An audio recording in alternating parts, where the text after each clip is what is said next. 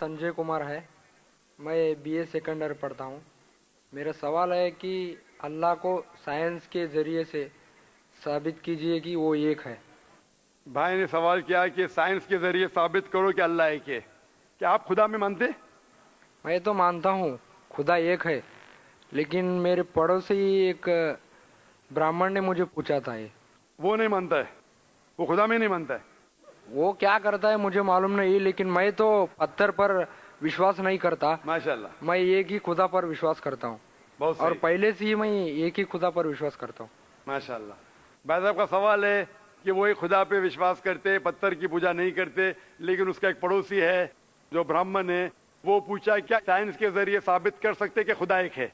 इसका पूरा जवाब मैं पहले कॉन्फ्रेंस में दिया था, is the Quran God's word, जिसमें मैं साबित किया था कि साइंस के जरिए खुदा है और खुदा एक है। पूरी तकरीर तकरीबन 2 घंटे की है, वक्त नहीं है, मैं मुख्तसर सा इसका जवाब दूंगा।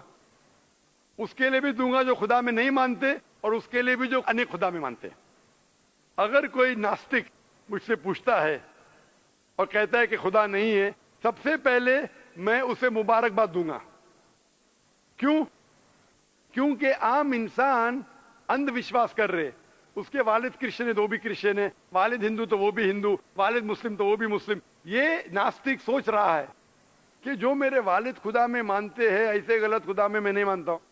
तो वो सोच रहा है, मैं उसे मुबारकबाद देता हूं, क्योंकि उसने इस्लाम का पहला पार्ट जो शहादत है इस्लाम में, उसका पहला पार्ट का पहला भाग कहा है ला इलाहा, खुदा नहीं है।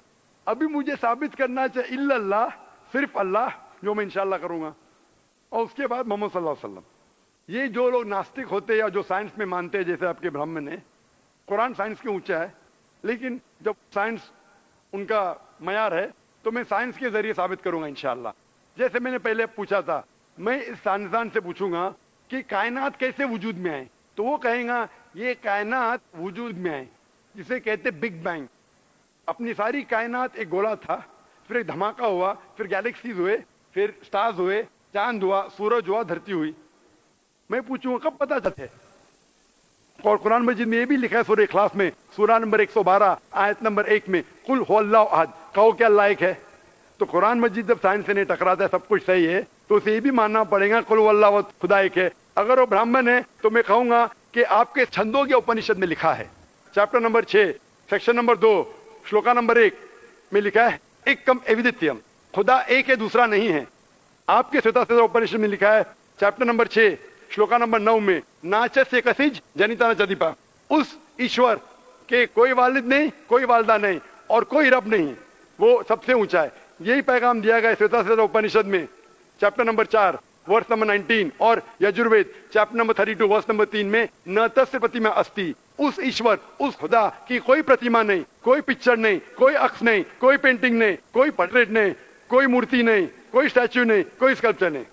तो उस ब्राह्मण को बोलो, आप अगर पढ़ेंगे ऋग्वेद, यजुर्वेद, उपनिषद, उसमें लिखा है कि खुदा एक है। और ये साफ तौर पे ऋग्वेद में लिखा है, volume number 1 hymn number 164 verse number 46, एकम सत्य विप्र बहुधा वदान्ते, सत्य एक है, हकीकत एक है, ईश्वर एक है, खुदा एक है। और जो इल्म वाले इंसान ईश्वर को कई नाम से पुकारते हैं, तो कई नाम से पुकारने की बिल्कुल इजाजत है। नाम अच्छा होना चाहिए, बेहतरीन होना चाहिए। ये कुरान मजीद में लिखा है सूरह इसरा सूरा नंबर 17 आयत नंबर 110। लेकिन खुदा एक है और सिर्फ उसकी इबादत करना चाहिए।